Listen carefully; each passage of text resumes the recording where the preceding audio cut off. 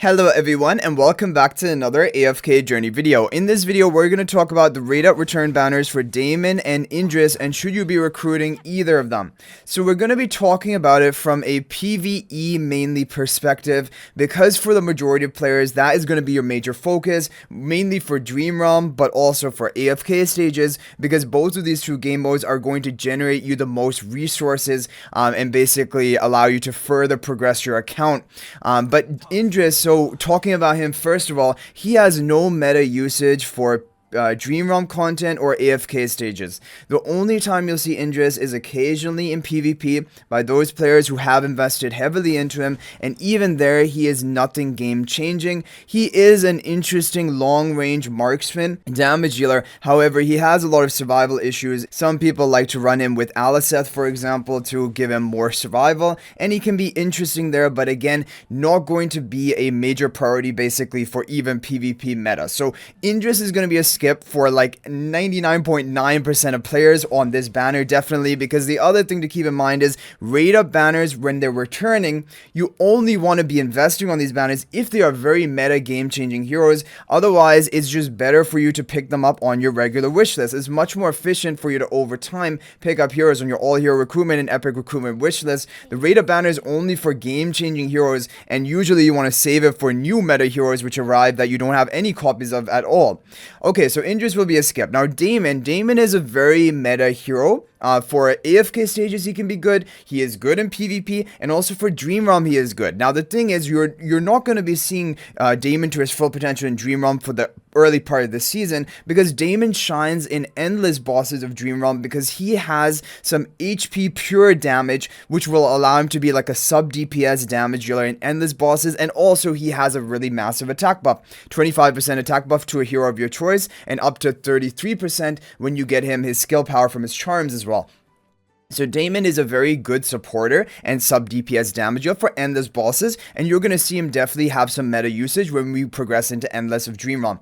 So Daimon is good for that. However, the thing is, I still don't recommend anyone really to be pulling on this raid up banner, because the good thing about Daimon is he works very well even at low copies, and while you gradually build him up in your all hero recruitment and epic recruitment wish list, you're going to be able to make very good use of him at that 1 copy, legendary plus, all the way you're going to make use of him, because his attack buff he provides to that hyper carry is going to be exactly the same whether he's 1 copy or whether he's Paragon 4. That attack buff is the same, and so when you're mainly using him as an attack buffer for comps, then he's going to function just as effectively even when he is at the low ascension. So that is a good thing about Daimon. He doesn't need like a specific breakpoint to become effective.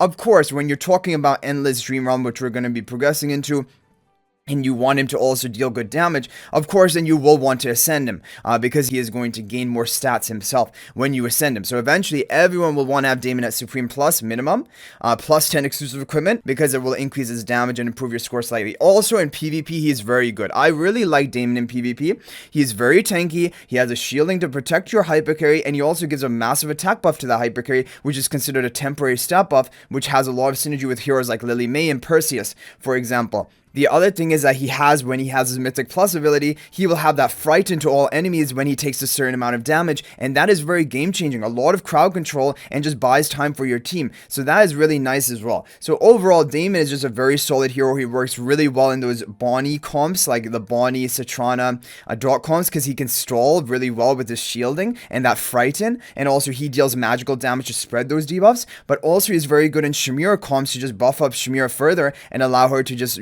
carry win your team the fight just by her damage output. So overall, I really like Daimon. I think he's a very good all-around hero for all game modes. However, like I said, he works at low copies, and that is why it's just going to be more efficient for everyone to be building him up from the wish list and not getting him on the raid up banner. However, if someone is a high spender, they're on a new server, they've just started AFK journey, because there are, I'm sure, some people like that, then you could think about, pulling him on raid up banner, getting him up to Mythic Plus or all the way up to Supreme Plus, just to give you a bit of a boost. But the thing is, you're not going to get a massive boost for Dream Realm content really, because like in pre-endless, like we said, his damage output isn't great, and so he really comes online for endless. So even if you were a high spender, I would say probably at most you can get a couple copies here, but like probably swap around Mythic Plus and just pick up the last 2 copies from the other All Hero Epic by the time we are moving into endless bosses. It's just a bit more efficient, because basically what you're probably getting from this video is that do not use these rate up return banners unless absolutely necessary, or it will give you a massive boost. That is the only time you want to do it.